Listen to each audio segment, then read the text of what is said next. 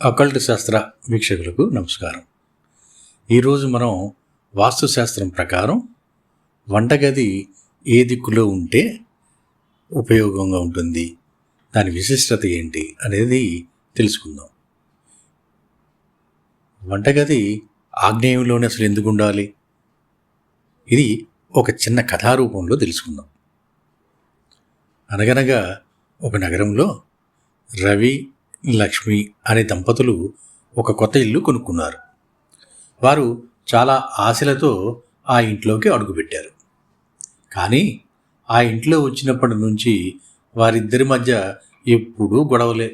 ఏ చిన్న విషయానికైనా చికాకు పడేవారు.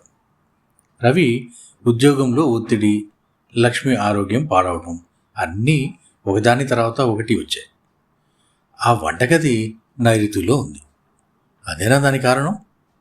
చూద్దాం. ఒకరోజు రవి స్నేహితుడు తనకు తెలిసిన వాస్తు పండితుడిని రవి ఇంటికి తీసుకుని వచ్చాడు. ఆ సిద్ధాంతి ఇంటిని మొత్తం పరీక్షించి వంటగది ఉన్న దిశను చూసి తల ఊపాడు. చూసారా, నైరుతిలో అగ్ని ఉండకూడదు, అది ఆరోగ్యానికి మానసిక స్థితికి హానికరమని చెప్పాడు. ఆ సిద్ధాంతి చెప్పినట్టే రవి, లక్ష్మి తమ వంటగదిని ఆగ్నేయ మూలకు మార్చారు. వారు అక్కడ వంట స్థానం, సింకును సరైన స్థానంలో ఏర్పాటు చేసుకున్నారు.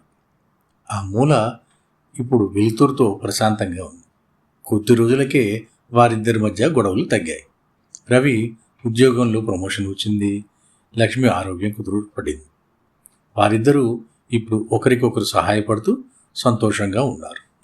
ఆగ్నేయం వంటగది వారి జీవితాన్నే మార్చివేసింది. అసలు వంటగది ఎటువైపు ఉండాలి?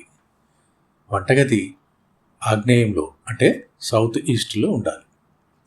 వంట స్టవ్ ఆగ్నేయంలో ఉండాలి. సింక్ ఈశాన్యం వైపు ఉండాలి. ఫ్రిడ్జి వాయువ్యంలో ఉండాలి. మైక్రోవేవ్ ఆగ్నేయంలో ఉండాలి. చూశారుగా, ఈ చిన్న టిప్స్ పాటిస్తే ఇల్లు ఎంతో చక్కగా ఉంటుంది, మనకి సంతోషదాయకంగానూ ఉంటుంది. వంటగది మన ఇంటికి గుండెకాయ లాంటిది. అక్కడ అగ్ని సరైన స్థానంలో ఉంటే మన జీవితం కూడా సంతోషంగా ఉంటుంది. కాబట్టి మీ ఇంట్లో వంటగది ఎలా ఉందో ఒకసారి సరి చూసుకోండి. ఇంటి కథల కోసం అకల్ట్ శాస్త్ర ఛానల్ని వీక్షించండి. Share and subscribe the channel. Thank you.